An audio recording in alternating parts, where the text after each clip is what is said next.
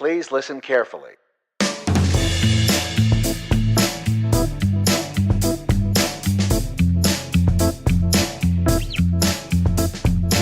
Hello and welcome to the Film Revere Podcast, episode number 11. This week brought to you by the Film Revere Patreon page and Audible. I'm your host, Zach Hamilton. Our guest for today's episode is award-winning composer Robert Miller, but first, let's get into some industry news. According to Sunday's estimates, Marvel's Black Panther is headed for a massive $218 million domestic debut over the 4-day President's Day weekend at 4,000 North American locations. The film's estimated 3-day gross of $192 million is the highest debut ever for a February film and the 5th highest of all time. As of Sunday, Marvel's Black Panther's combined domestic and international box office sales were $361 million. The 2018 BAFTA Awards took place yesterday. Some of the award highlights are as follows. Best Film went to 3 Billboards Outside Ebbing, Missouri. Best Director went to Guillermo del Toro for The Shape of Water. Leading Actress went to Frances McDormand for 3 Billboards Outside Ebbing, Missouri. Leading Actor was awarded to Gary Oldman for Darkest Hour. Best Animated Film went to the Disney Pixar film Coco. Best Original Screenplay, Martin McDonagh for 3 Billboards Outside Ebbing, Missouri. And lastly, Best Cinematography went to Roger Deakins for Blade Runner 2049. Again, these are just some of the winners for the 2018 BAFTA Awards, and a full list can be found in the link dump for this episode at filmrevere.com. Black Panther soundtrack curator Kendrick Lamar and his label Top Dog Entertainment, in partnership with Interscope Records, hosted several free screenings of Black Panther for kids in Watts. The screenings took place on February 17th at theaters in Nickerson Garden Projects, Jordan Downs Projects, and Imperial Courts Projects. All of this was done in an effort to help fans who could not afford tickets to see the film see Black Panther. Bleecker Street has announced 2018 release dates for several of its upcoming films.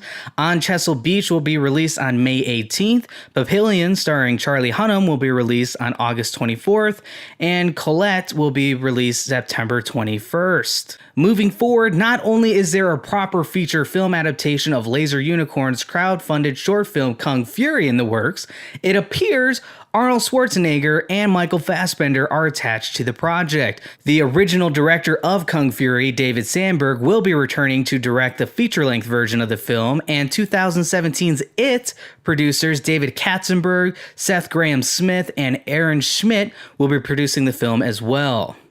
Lastly, for those die-hard Stranger Things fans, there will be at least 3 action figures released later this year in the fall. The 3 characters will be Will, Mike, and the punk version of Eleven. Based on the likeness of the actors Noah Schnapp, Finn Wolfhard, and Millie Bobby Brown, each figure is designed with more than 12 points of articulation to allow for dynamic posing. The toys come with retro-themed packaging and a Stranger Things branded display case. They also have some miniature props. Mike and Will each will have a removable backpack, and 11 comes with an alternative hand and a mask.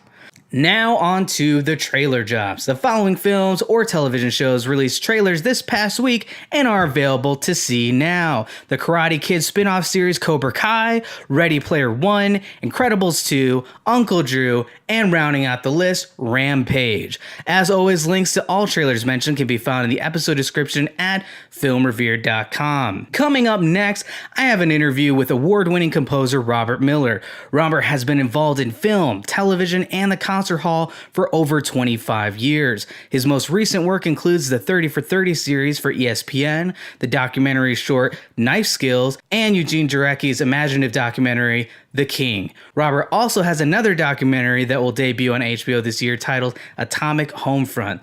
Lastly, Robert recently worked with the New York City Ballet on The Wind Still Brings, so please stay tuned as we will now be taking a quick commercial break.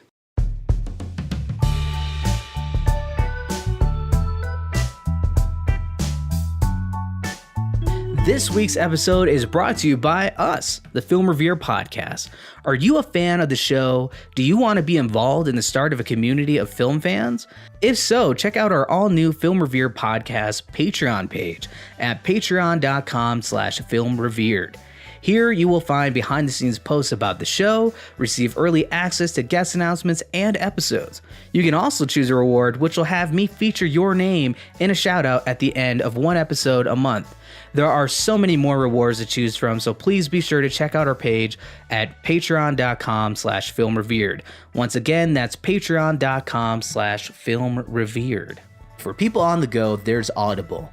Audible offers over 180,000 audiobooks to listen to on your iPhone, Android, Kindle, or MP3 player. This week, Audible is giving Film Revered podcast listeners a slammin' deal. Go to audibletrial.com/frpodcast for a free 30-day trial and, more importantly, get a free audiobook on us. Once again, go to audibletrial.com/frpodcast. That's audibletrial.com/frpodcast. Thanks again to Audible for their support, and thank you, listeners. Now, back to the show.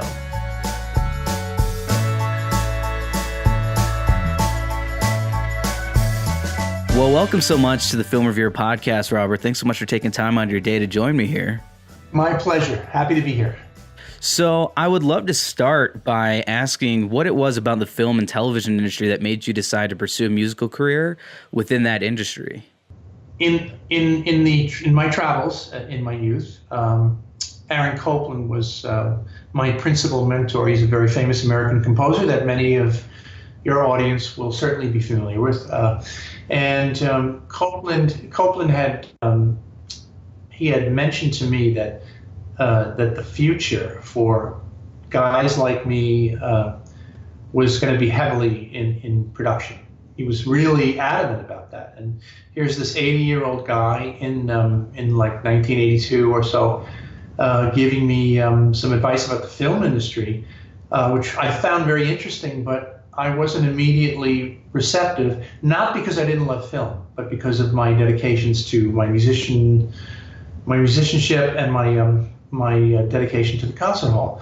But he said, you have a certain quality that, you love people, you empathize with stories, and that's even more important sometimes, at times than the actual technical qualities of being a good composer. So there was a few years of me just kind of contemplating that, and I had a latent reaction because I got an opportunity to score a short film. From there, there was a couple of small commercials. I remember one specifically for Lockheed, which was really interesting, way back when. And I started to think, hey, this is kind of fun. Maybe Copland was right. And right. It kind of grew from there because my interest in the movies was strong. So I started to dive in much more deeply.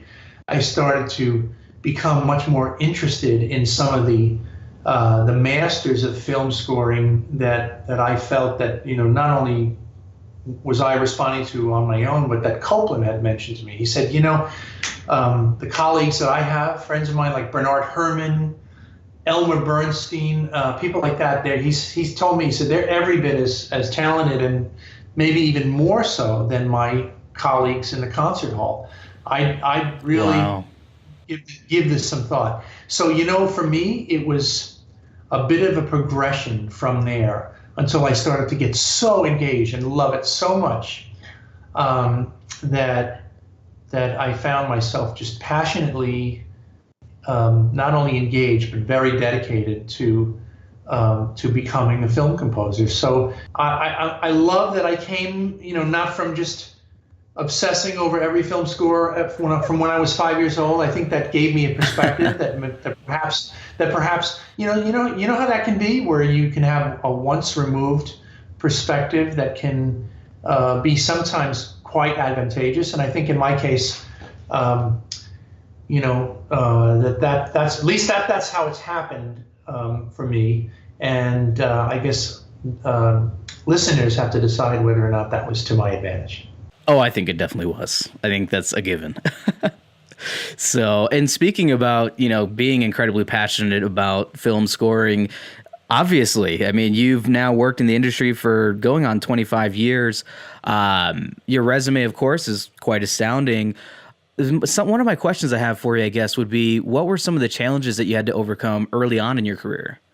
Getting used to the collaborative nature of the business. When I would go and write a piece that was, a piece of chamber music or a piece of symphonic music, the only thing I was concerned about was either conducting it myself or just having it played and then just, not looking over my shoulder ever. And in film, one of the great things, by the way, that I love now about film is something I needed to get used to. And, in talking about hurdles, it's the idea that you could write something that you're really attached to, that you feel strongly about. And that's all well and good, but you are collaborating. So you are in a room with a director and producers, and they're going to weigh in. And you may think that you have given the film your absolute best and you have lit up the film with something that you think is great, but you are not the end of the story. It's all about how you're able to communicate with your director, with your producers, take in their ideas, take in their criticisms, sometimes suffer through having something that you love rejected. And I think that was early on one of the things that I found challenging, that I ended up really loving in the end, because again, there's different challenges to every creative endeavor, and the idea that you're collaborating and that you are not just isolated and sitting in a room pleasing yourself with a piece of music is actually a beautiful thing. You learn how to try to communicate better as a composer, because you're trying to hit a bullseye. You're not trying to be elusive, and as Copland used to say, clear a room with an avant-garde piano sonata. You are looking for your music to speak, and I learned a lot that way. What would you say, I guess, in speaking on some of those earlier challenges that you might still be facing right now, that you still have to kind of deal with even later on in your career? Well, now I think because technology has offered every person in production so many choices so fast with regard to music, that the desire for choice is one of the current challenges. In other words, you score a scene for a film, and the director has already temped with something else, and maybe that director is used to having choices in other areas, like having a million fonts shown to him for titles and things like that. In music now, we're having that same kind of issue where people love to hear choices, and sometimes to the detriment of the focus of the film, of the director, of the composer, certainly. And I think that idea that we have music because of YouTube, because of iTunes, all that stuff, so readily available so quickly, and because technology, all the great samples that we use when we're building demos for our films, it's so it offers so many good snapshots so fast that I think that we're burning through a lot of ideas these days more than ever before. I mean, it's not like a bygone era where maybe a composer like, for example, John Williams in the early days would sit at the piano with Spielberg over his shoulder, and he would play, here's what happens when you begin to see the shark. And then he'd play the famous Jaws theme on the piano. He says, and that's on cellos and basses. And then the brass come in, and and then you have this kind of personal story being told by the composer, but in advance of any demos of any kind. And so a director like Spielberg would be forced to just sit and listen and try to get inside the composer's head, but not really looked for, that's great, John. Can you give me about 5 others like that too, so we can just sit and talk about them? It really seemed like we were in an era years ago of more focus. And now we're in an era where there's a tremendous need for sometimes too many choices. And I think that may be not just my current challenge, but I think a lot of composers would feel that way as well. Definitely, yeah. I mean, I mean, I think that's just the way of currently today now. The obstacle of having such a variety of options in general, especially in speaking with, talking about samples and demos. I mean, because now you could arguably have what John Williams is describing already ready. So now they're hearing it and now they have their input on the actual overall sound. So that definitely would be a challenge. So the 2018 Sundance Film Festival is a big one for you. We had Eugene Jarecki's film, The King, premiere. What was it like being at that premiere?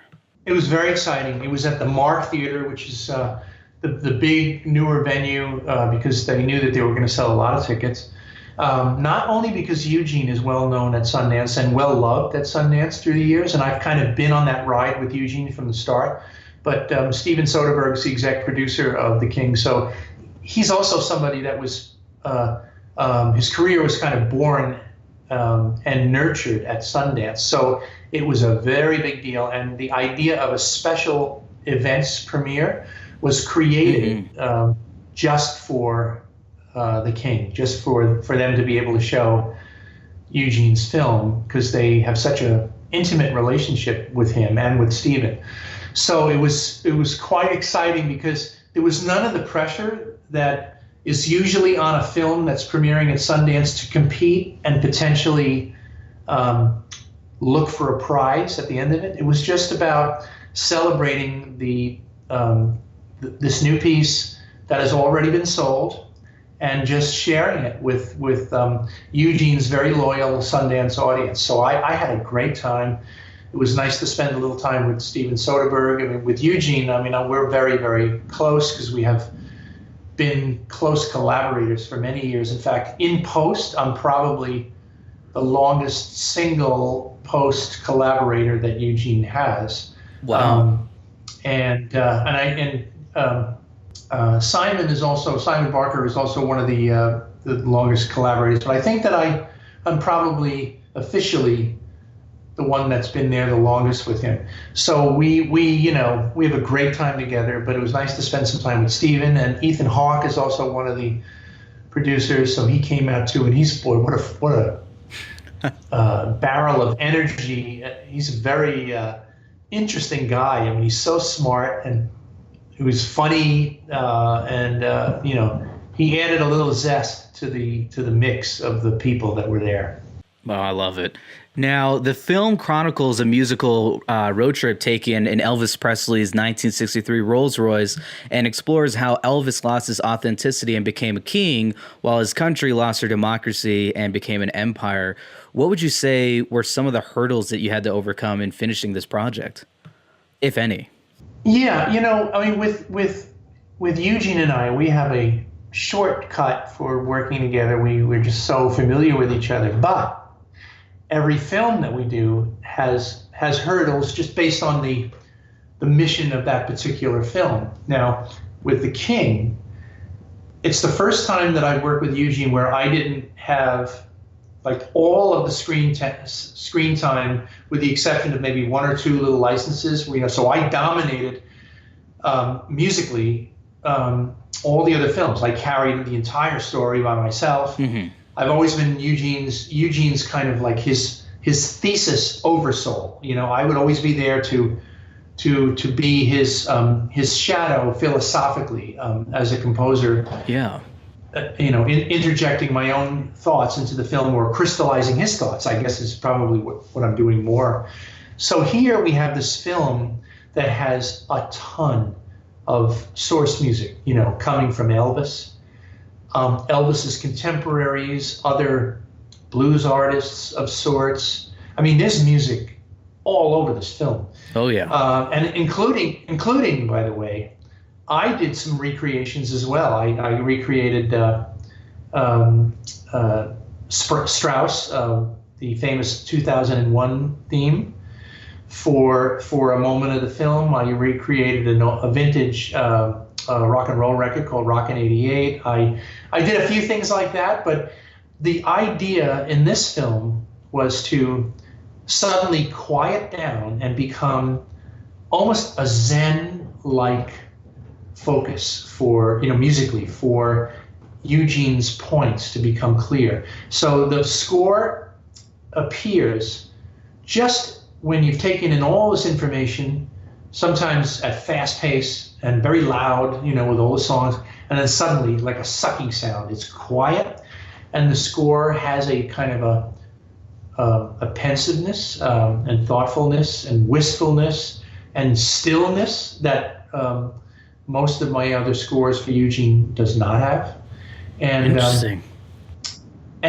So the challenge was to be relevant quickly, only done very quietly and fitting in well between all of this other noise and intensity that came from sound around all of the score. So that was the big challenge. There's less score. I still counted, and there's a couple of other composers that had also contributed a little bit of score to the film as well. Yeah. And it's and they were nice little additions. Eugene got to know them when he was editing in Berlin, and he thought it might be a nice little added perspective. But really, I've always been Eugene's sole voice in other films and the lead voice here.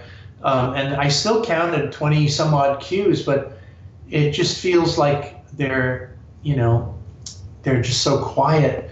It's just not a dominant kind of score. Now, that doesn't mean a lack of power, because, most composers would probably argue that some of their best work is done in quiet when you're not noticing it so much. And, when it's not the kind of extroverted kind of sound that is fun to make, but may not be relevant.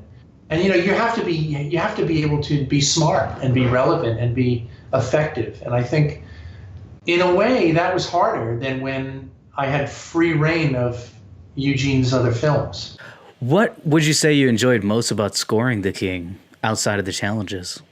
I think it was finding, it's a little bit of the same sort of thing that I was just saying, is finding the sweet spot in the quiet that felt like it was the right thing to illuminate Eugene's point. And a lot of times the score is there with Elvis's almost ghostly voice of him relaying something candidly about his life that he either regretted or that had happened to him that is relevant to Eugene's point about the parallel between his own life and the life of the country. So just finding that sweet spot tonally was definitely the biggest hurdle in this particular case. So you also recently completed the score for the HBO original documentary Atomic Homefront, a film that focuses on St. Louis, Missouri's atomic past as a uranium processing center for the atomic bomb and the governmental and corporate negligence that led to the illegal dumping of the Manhattan Project radioactive waste throughout the North County neighborhoods. I have to admit, I never heard about this story until reading up about the film. Had you been aware of the dilemma that St. Louis had been facing prior to working on the film? No, you and I both. I had no idea. And I was kind of stunned when the film, the early cuts of the film were teaching me what the hell was going on there. Yeah. And I have to admit that before writing a note, I was just staring at the screen going, oh my God. Yeah. This is real? This is happening in this was last year, so I'll say 2017. But in contemporary America, we have people dying from toxic waste that was somewhat carelessly put in a suburb of St. Louis from our experiments in World War II with the Manhattan Project, for developing the nuclear weapon. And it's stunning that since we know, because it's so measurable and it's so public now. And the people that are dying, I mean, there's so much documentation over these poor people's, over their plight. It's just so dark. How is there not a full court press to fix this?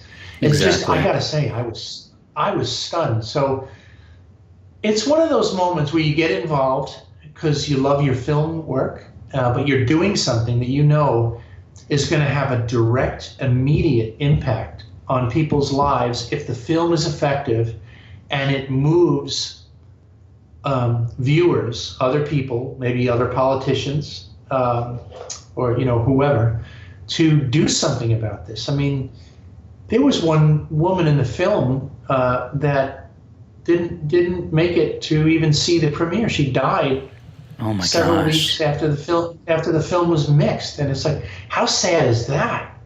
I mean, and we're talking about some very sweet,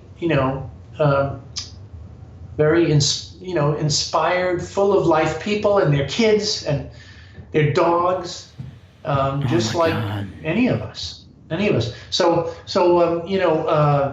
Rebecca Camise is a very, very fine filmmaker, and she managed to take the film into an area where she could tell that story, which is, it's a lot to take in. So, when you have a documentary like that, you're swallowing a lot of depressing information, but you have to be able to have some poetry in the film too, because otherwise people will just go halfway through and go, oh, okay, I can't take it anymore. Sorry. Yeah.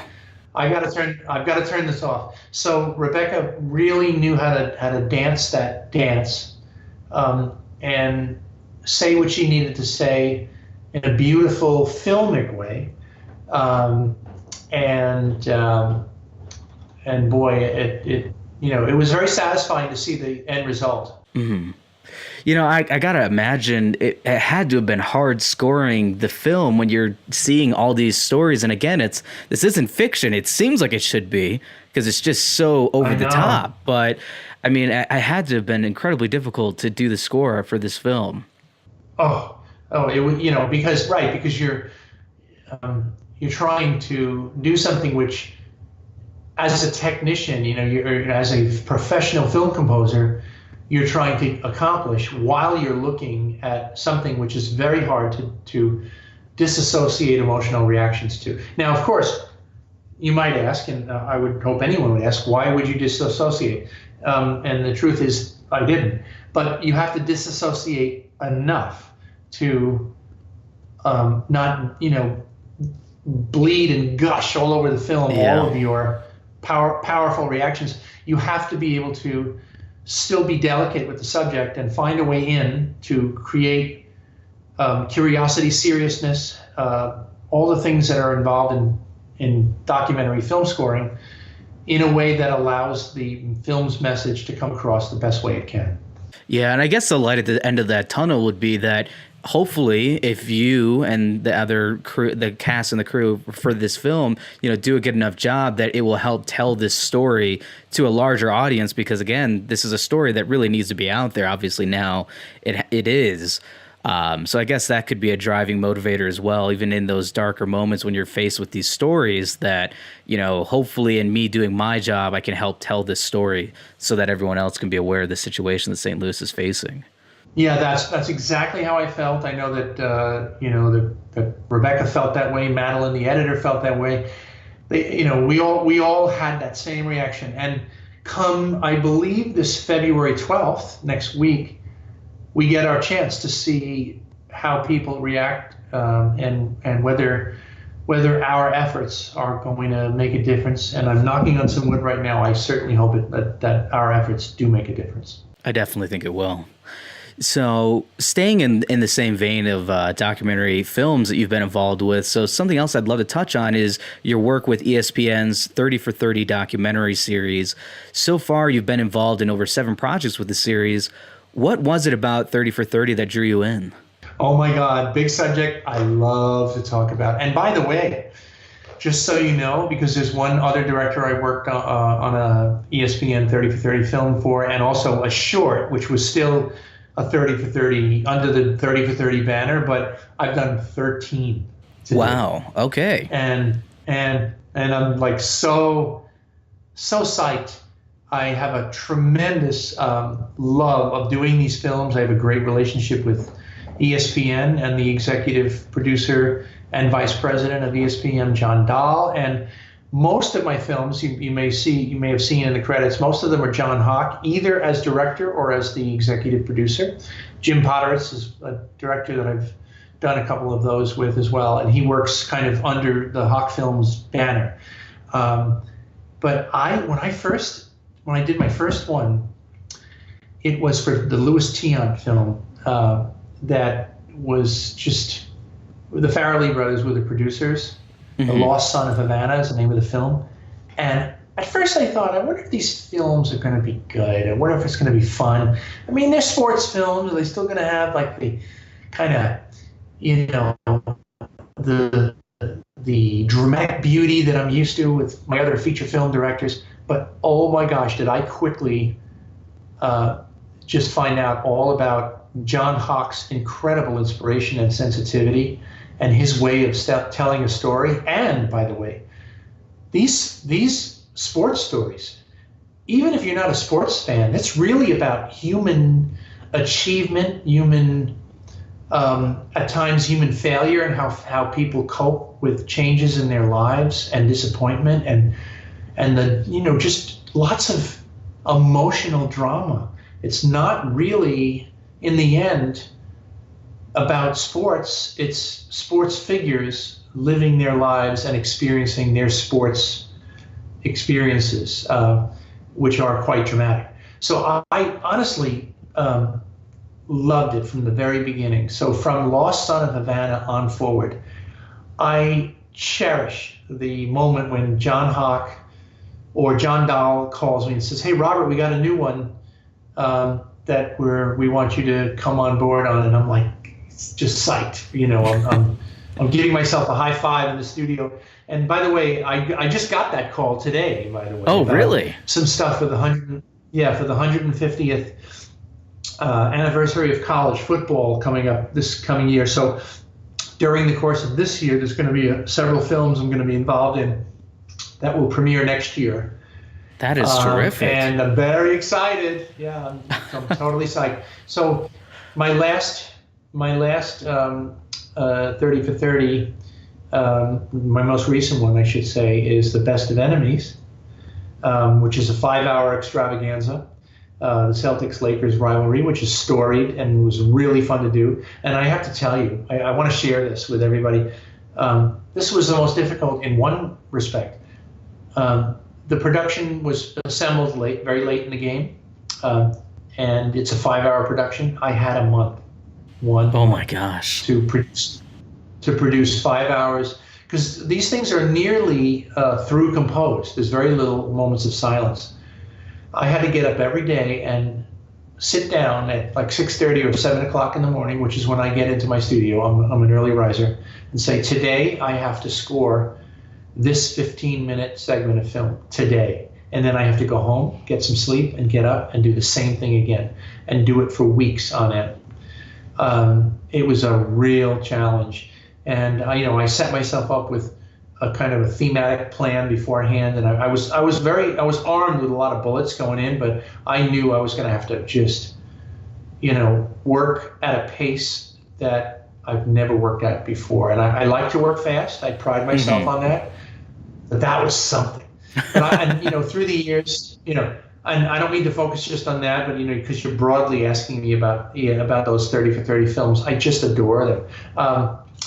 My favorite one was probably the Jim Valvano film, which I did many years ago, Survive and Advance. And that was just spectacular film. What a human story that was.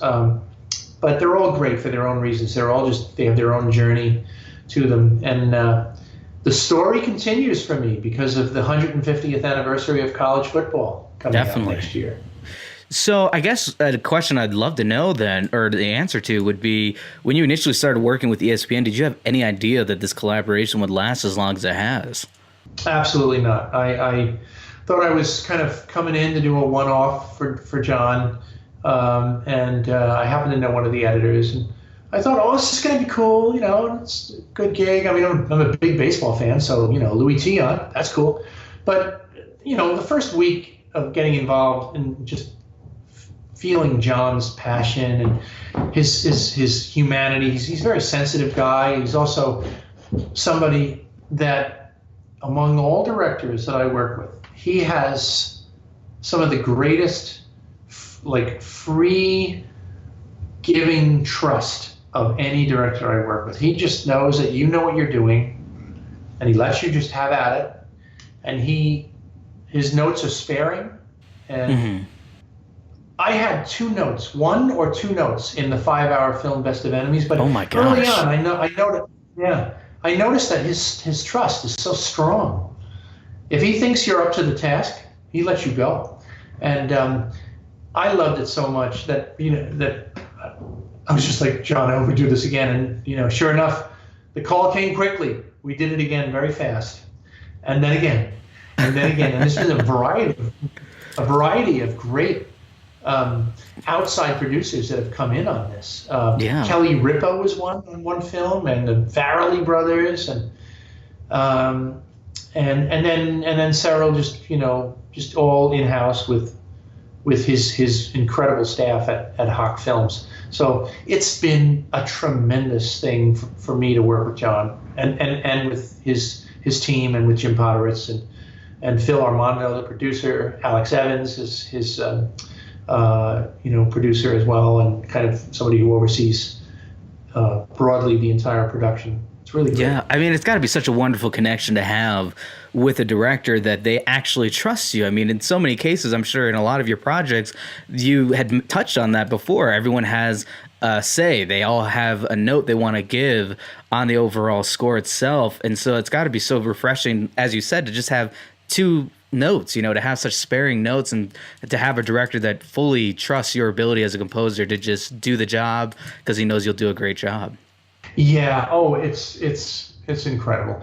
The thing I told you at the very front of the interview about learning how to collaborate, to have people respond and sometimes reject music.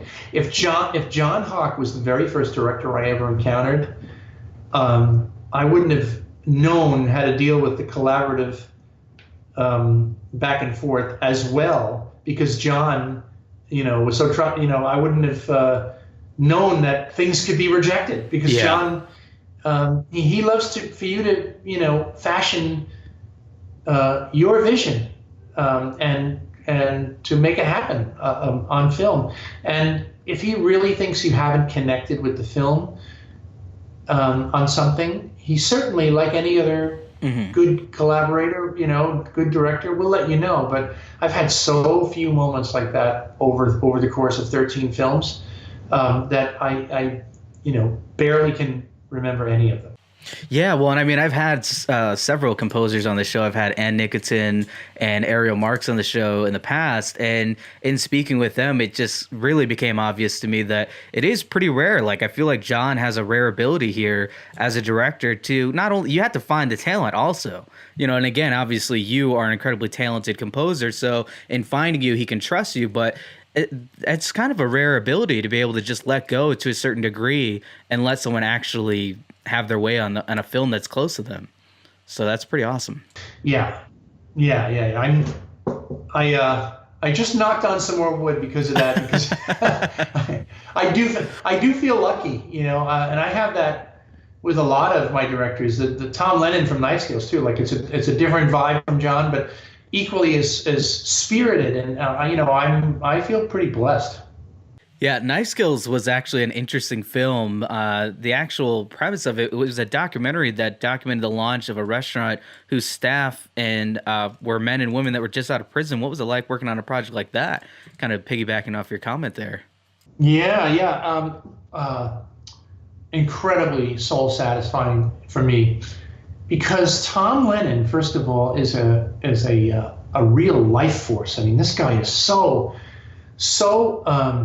energetic, and his mind is incredibly active in every way, and he's so interested in filmmaking and in what everybody else is doing. And I noticed it at the film festivals, where he just seems so buoyant about everybody, all other filmmakers' work, and he just thinks that it's the greatest business ever. So he comes with that. Now, he's very focused on his work, and he's already won an Oscar, and he's been nominated a few times, and with really good reason.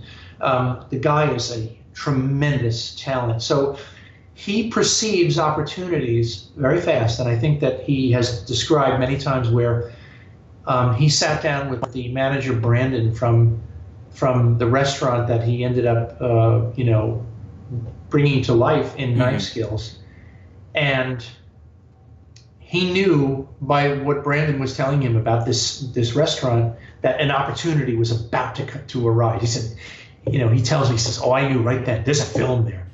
And what unfolded for the next year and a half, however long it took to make the entire film, it's just incredible. I mean, the story is about these, as you know, about these, very challenged humans that have had to go through, incarceration for very, very serious crimes, but they have an opportunity to resurrect entirely by starting over fresh and becoming French chefs and learning the art of French, culinary art and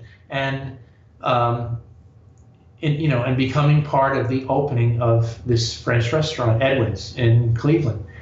And so there's this amazing phoenix rising quality to the characters in this film. And by the way, Tom is not afraid to show you the one or two failures, and for Brandon, the manager, to talk about the fact that not everybody has the same track of success. Yeah. But there's an overwhelming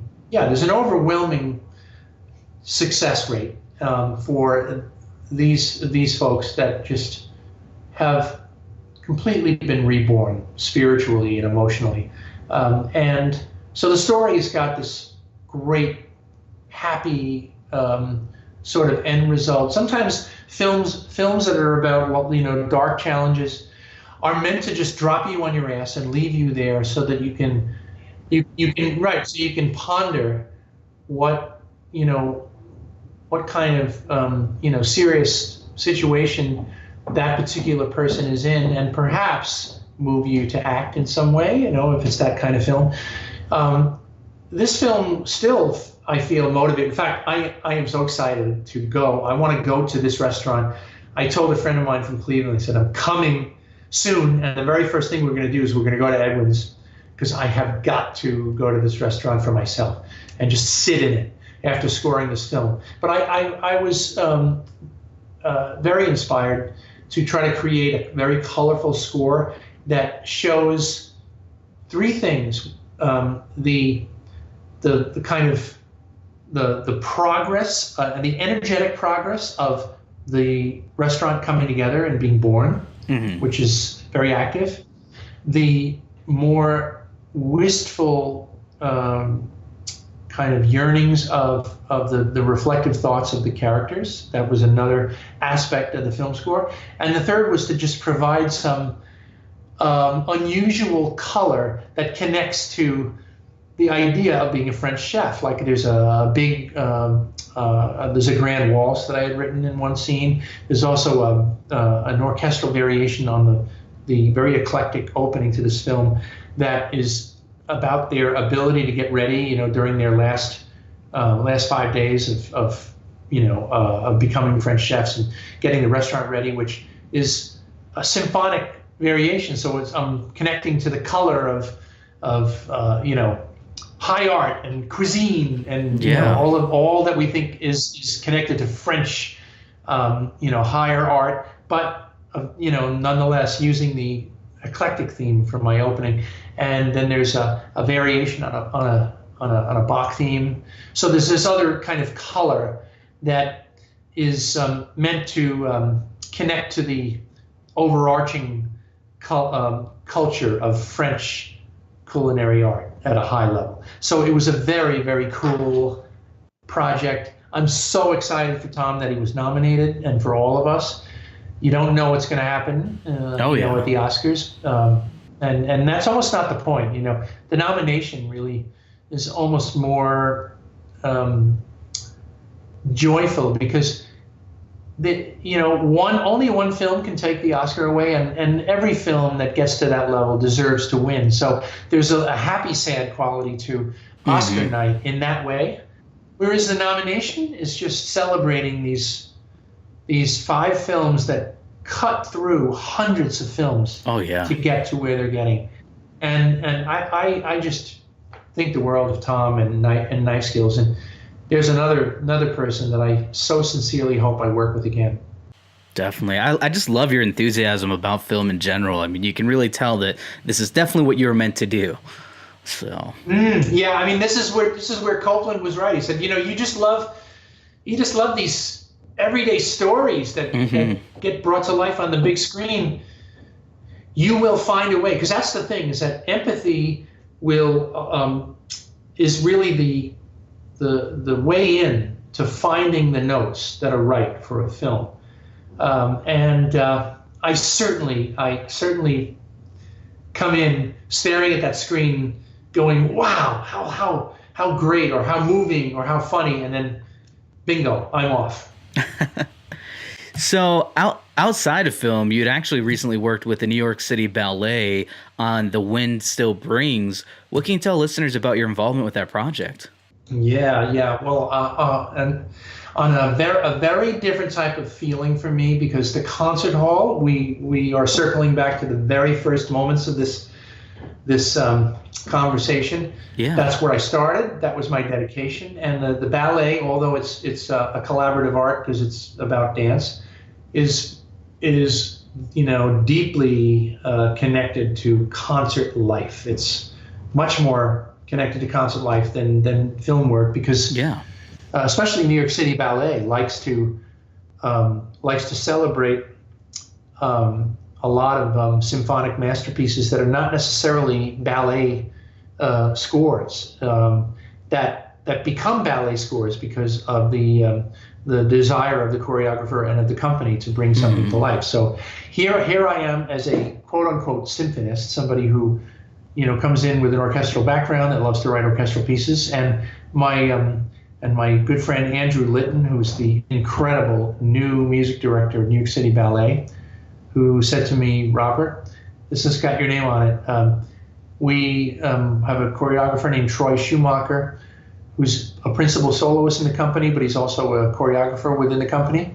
And he's going to premiere some at the New York City Gala in the fall. And he's picked wanting to, redo William Schumann's piano quartet in D minor as a symphonic piece to choreograph for the premiere.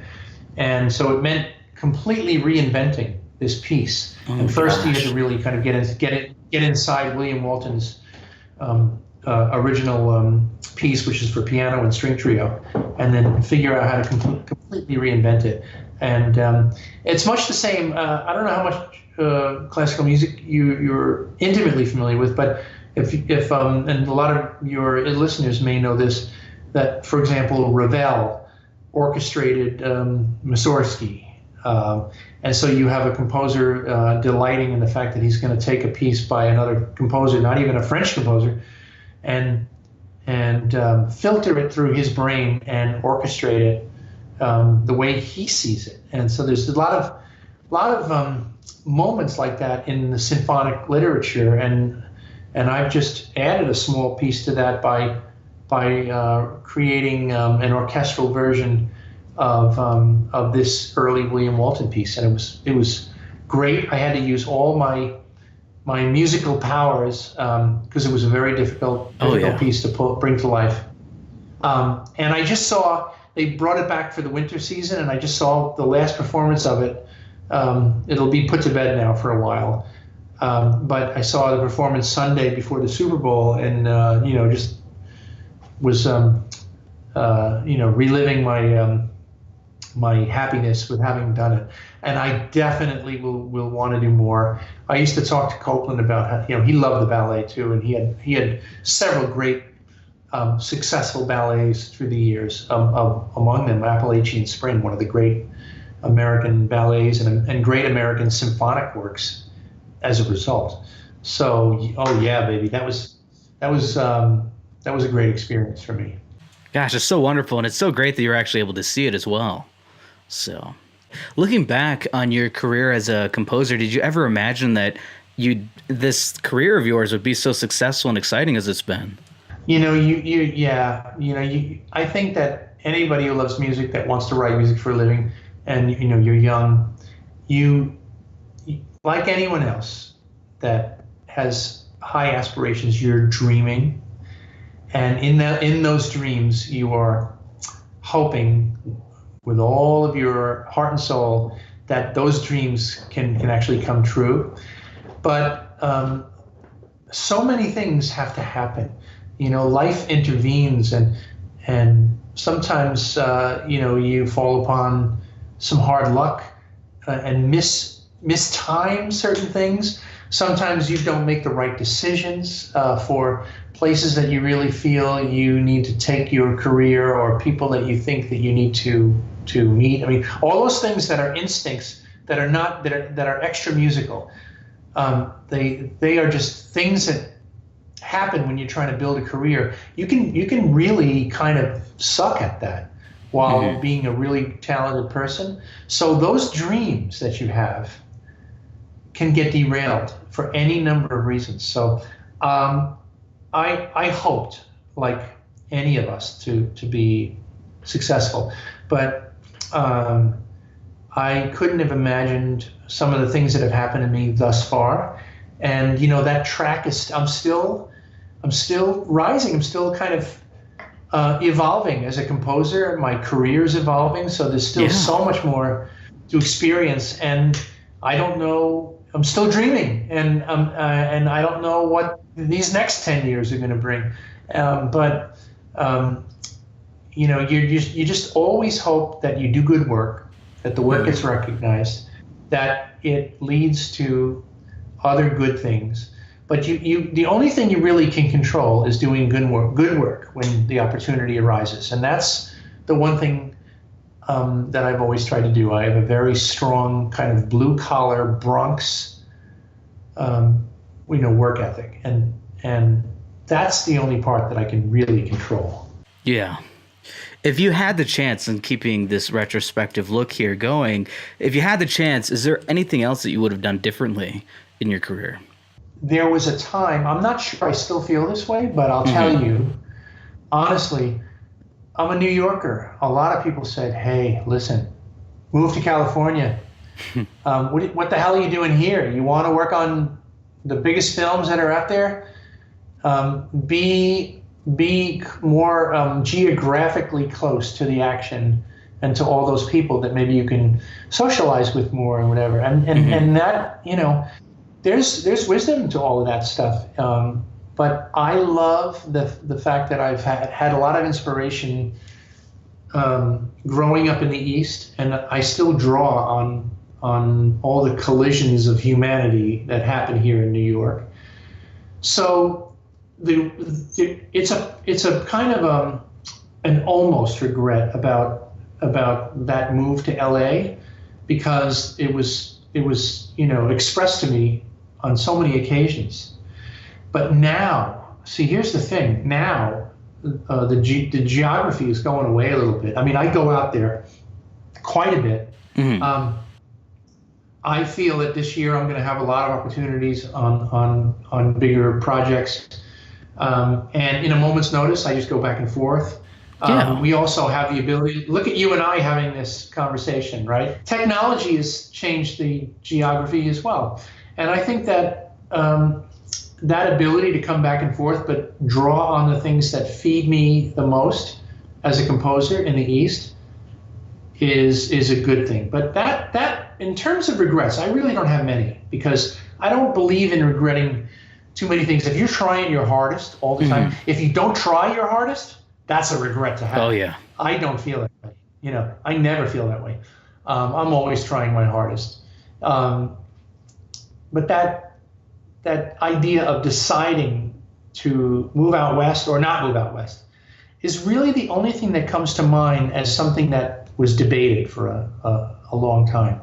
Yeah, and I think it's a tough thing for anyone, I believe, that's in the film industry, television as well, that issue of geographic location. I mean, myself as a visual effects artist, that's something that I faced with my first job, where I ended up having to move to a different country for my first job. And had I not made that move, my career would have been drastically different. So I think it is great, touching on what we were talking about with technology, that now more and more it's easier to still be able to have those opportunities, but not necessarily have to move as much.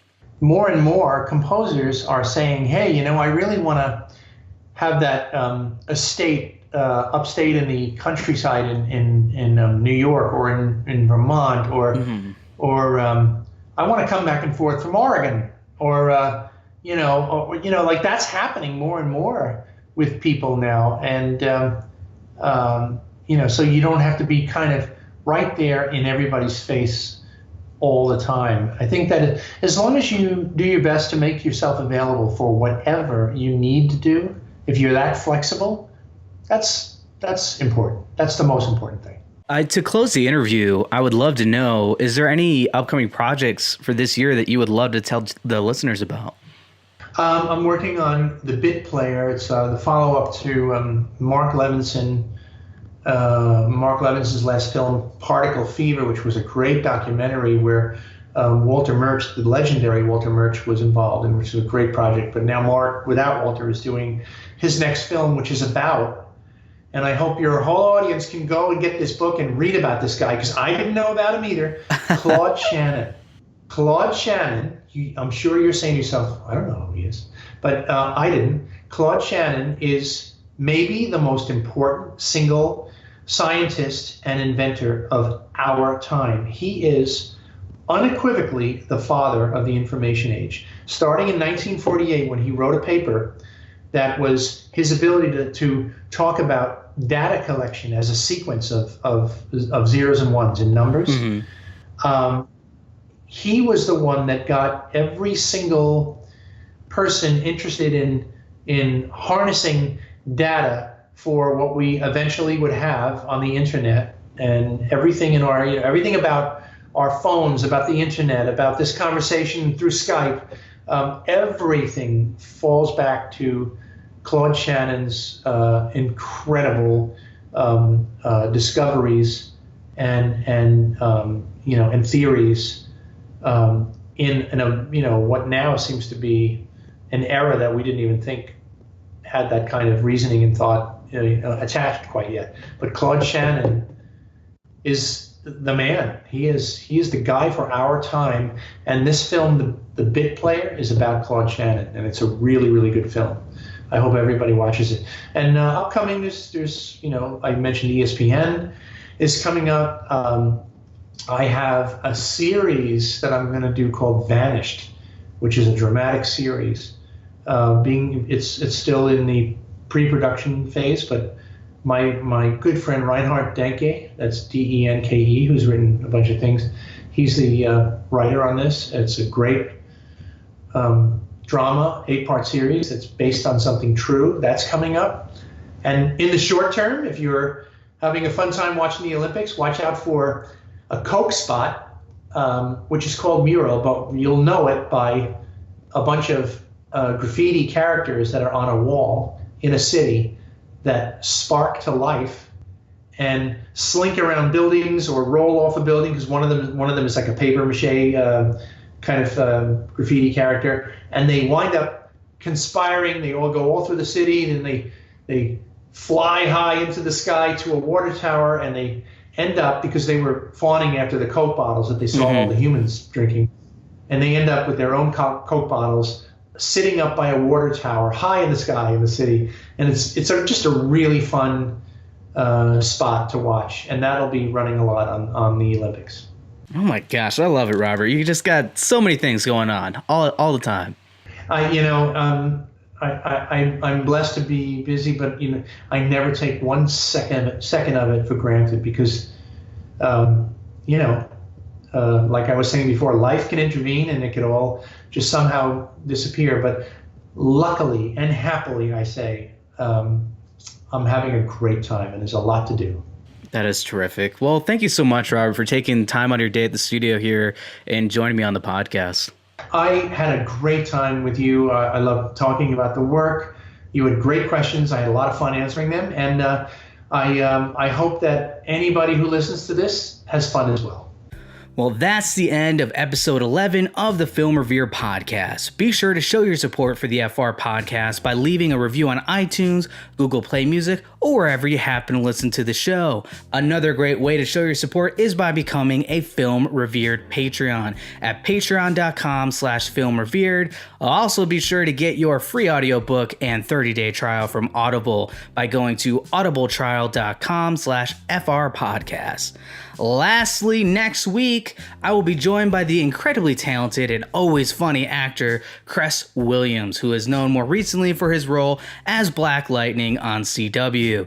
Thanks again from all of us here at Film Revered. Have a great week.